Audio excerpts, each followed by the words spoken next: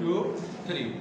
Agriculture की अगर हम बात करें तो एग्रीकल्चर हमारी कंट्री की बहुत ज़्यादा इम्पोर्टेंट इकोनॉमिक एक्टिविटी है।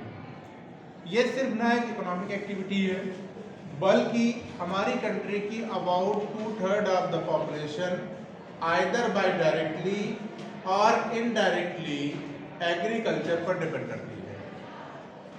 एग्रीकल्चर इंडिया में एशियन टाइम से होता है। अगर वास्तविकता में देखा जाए अकॉर्डिंग टू माय ओपिनियन तो हमारे सिविलाइजेशन के होने का एक कारण एग्रीकल्चर भी है। पहले जानवर मार के खाते थे, ये हंस कहीं गया उठाया, पत्थर मारा, देखा बकरा मर गया, चबा लिया, खा लिया, चला आया। धीरे धीरे इसने खेती करना सीख लिया। तो भाई खेत तो आप कहीं लेकर निकल नहीं सकते हो कि आज हमारा खेत यहाँ है, आज हम यहाँ रह रहे तो खेत यहाँ रखा हुआ है, तो कहीं और गए तो उसका कहीं और लेकर चले गए। इसकी वजह से सारे लोग एक जगह पर फिक्स हो गए रहने के लिए। जब लोग रहने के लिए मजबूर हो गए एक जगह तो उन्होंने धीरे धीरे आपस में नॉलेज शेयर किया और सिविलाइज होते चले गए। तो एग्रीकल्चर एक आप सोच सकते हो कितनी पुरानी एक्टिविटी है। इसको जैसे आप पहले रहते थे पेड़ों में, गुफाओं में, आजकल फिर मिट्टी के घर आए, आजकल बढ़िया बढ़िया फ्लैट बने हुए हैं, अच्छे बढ़िया लेटेस्ट टेक्नोलॉजीज के साथ में आपके घर बने हुए हैं।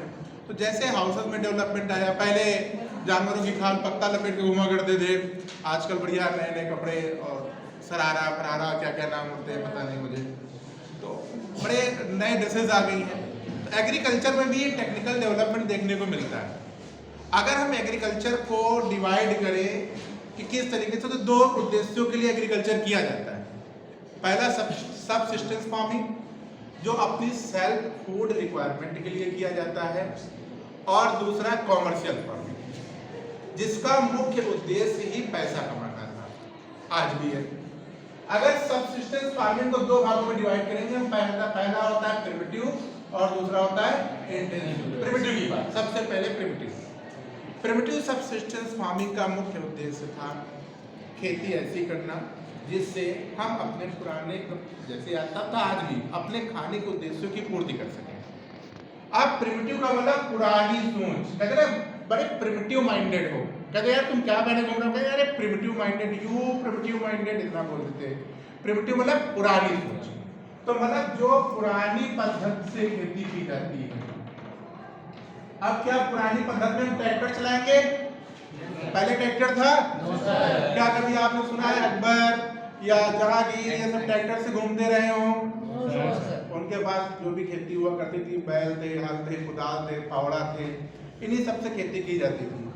क्या आपने कभी सुना है कि भाई पुराने जमाने में, अकबर बीरबल के जमाने में या उसके बाद में किसी में आ जाओ, लोग ट्यूबवेल में नहाने गए हों या ट्यूबवेल से सिंचाई होती रही हो? हुआ था ये? No sir. किस पे डिपेंड करते थे इरिगेशन के लिए? बारिश के पानी पर।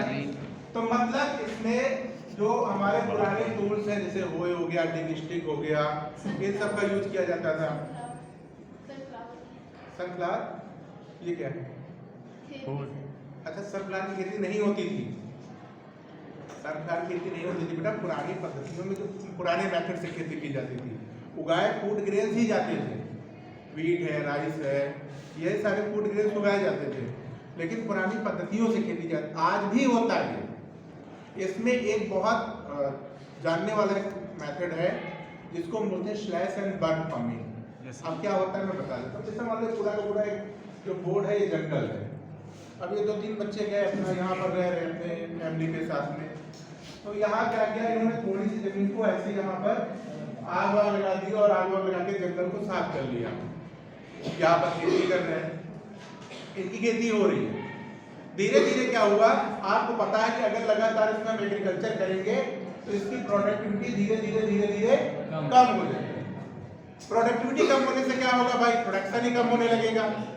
तब हम क्या करेंगे, हम इसमें किसी फर्टिलाइजर्स का यूज नहीं करेंगे, हम इसको ऐसे ही छोड़ देंगे, दूसरी जगह गए, वहां पर ऐसे ही खेत को साफ किया और इसको फिर वैसे ही खेती करने लगे। इसके फायदा नंबर 1, जो भी इसका प्रोडक्शन होगा वो सारा का सारा प्रोडक्शन नेचुरल होगा।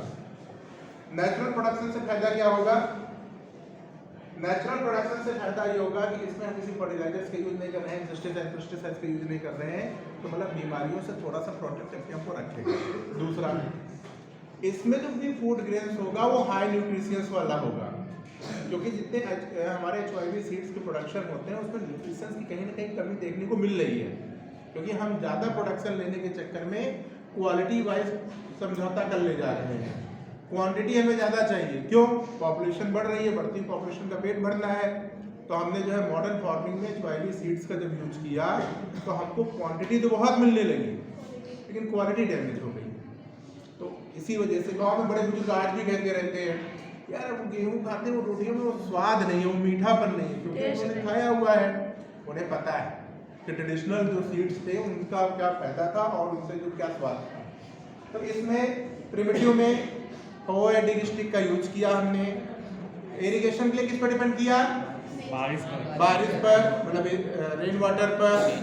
स्लैश एंड बर्न फार्मिंग इसका एग्जांपल है।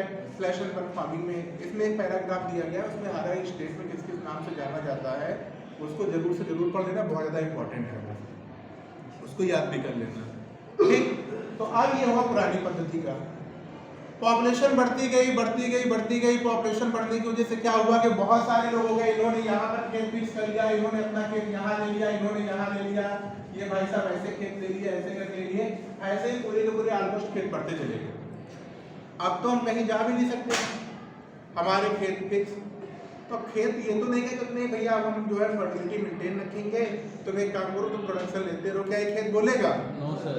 उसके साथ तो नेचुरल चीज है यार कि हम उस पर खेती करेंगे, उसकी प्रोडक्टिविटी कम होगी, और जब प्रोडक्टिविटी कम होगी तो जैसे आप देखते होंगे कि जब गांव में या आप अपने आसपास देखते होंगे, जब लोग थोड़े बड़े हो जाते हैं, चेहरे की चमक गायब होने लगती है, क्रीम चुपड़ लेते हैं आराम से, वो BBCC कौन से ब्रांड की क्रीम आती है, सब चुपड़े एकदम बिल्कुल खड़े हुए हैं, मतलब अब गोरे हो गए हैं, अब चमक फिर उससे लौट आई है। तो जमीन को तो या मिट्टी को तो हम क्रीम लगाने से रहे, तो इसमें फर्टिलाइजर्स का यूज करते हैं।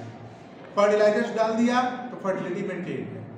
अब प्रोडक्शन हमें ज़्यादा चाहिए, लार्ज पॉपुलेशन का प्रेशर है, ज़्यादा प्रोडक्शन चाहिए, ये ज़्यादा प्रोडक्शन के लिए हम HYV सीड्स का यूज करेंगे। हाई यील्ड वैरायटीज, ज़्यादा उत्पादन क्षमता वाले बीज, जब इनका हम यूज किए, खेती में प्रोडक्शन ज़्यादा होने लगा। तो एक चीज़ याद रखना, जितने हमारे जो सीड्स आते हैं, HYV सीड्स होते हैं, इनके लिए हमको इरिगेशन सिस्टम का होना बहुत ज़रूरी है। नंबर 2, इनको फर्टिलाइजर्स का होना बहुत जरूरी है, बिना फर्टिलाइजर्स के सपोर्ट ही नहीं करेंगे। नंबर 3, पेस्टिसाइड्स का यूज करना बहुत जरूरी है। और जब इन्हीं सब चीजों का यूज करते हैं तो ये इंटेंसिव सब्सटेंस फार्मिंग हो जाती है। इसमें पुरानी पद्धति और ये मॉडर्न फार्मिंग। अगर इंटेंसिव सब्सिस्टेंस फार्मिंग की बात करेंगे तो ये मॉडर्न फार्मिंग होता है। इसका उद्देश्य भी अपने ही खाने की जरूरतें पूरी करना है, इसका भी उद्देश्य वही है, लेकिन इसमें ट्रेडिशनल और ओल्ड मेथड का यूज करते हैं, इसमें मॉडर्न मेथड का यूज करते हैं। अब एक बार आपसे पूछता हूँ, इसमें फर्टिलाइजर्स का यूज करेंगे? No sir. इसमें? Yes sir. इसमें इरिगेशन के लिए रेन वाटर, इसमें ट्यूबवेल, कैनाल्स, उसका यूज करेंगे। इसमें लेबर का यूज करेंगे? नहीं करेंगे। घर ही के लोग हैं, हम तो लेबर कहाँ से लेके आएंगे जंगल में? तो इसमें लेबर का यूज करेंगे? No sir. इसमें? Yes sir. Yes sir. इसमें मॉडर्न टूल्स का यूज करेंगे? No sir. इसमें? Yes sir. Very good. अब आपको प्रिमिटिव और इंटेंसिव में डिफरेंस पता हो गया। इतने ही पॉइंट होते, 4-5 पॉइंट थे और मैंने बता दिए हैं, आपको पता हो गया। एक तो ये था जो सेल्फ फूड रिक्वायरमेंट के लिए था। किसके लिए था? सेल्फ फूड के लिए था। और दूसरा है वो है कॉमर्शियल फार्मिंग। यहाँ पर अपने खाने की जरूरतें पूरी करने के लिए किया, लेकिन यहाँ सिर्फ पैसा कमाने के लिए। तो देखो बेटा, हम जितना ज्यादा प्रोडक्ट बनाएंगे या जितना ज्यादा एग्रीकल्चर प्रोडक्ट प्रोड्यूस करेंगे, उतना ही ज्यादा मार्केट में सेल कर पाएंगे और उतना ज्यादा प्रॉफिट होगा। तो इसके लिए हमें ये बताओ, कॉमर्शियल में मॉडर्न टूल्स का यूज करेंगे कि नहीं करेंगे? Yes sir. फर्टिलाइजर्स का? पेस्टिसाइड्स का? इंसेक्टिसाइड्स का? सबका यूज करेंगे। जितने भी साम दाम दंड भेद कुछ भी कर लो, हमको प्रोडक्शन ज्यादा चाहिए। ज्यादा ज्यादा हमारा प्रोडक्शन निकलेगा, उसको मार्केट में बेचेंगे और प्रॉफिट गेन। तो यहाँ पर उद्देश्य था सेल्फ फूड रिक्वायरमेंट, यहाँ उद्देश्य था एग्रीकल्चरल प्रोडक्ट को सेल करके प्रॉफिट गेन करना। दोनों बातें समझ में आ गई? कोई दिक्कत? Very good. तो देखो यहाँ पर एक शब्द निकलेगा, उस शब्द को बोलते हैं सरप्लस। आज आपकी क्लास में सरप्लस है, मैं हूं और एक पंकज सर है, दो सर हो गए, सर सर प्लस हो गए।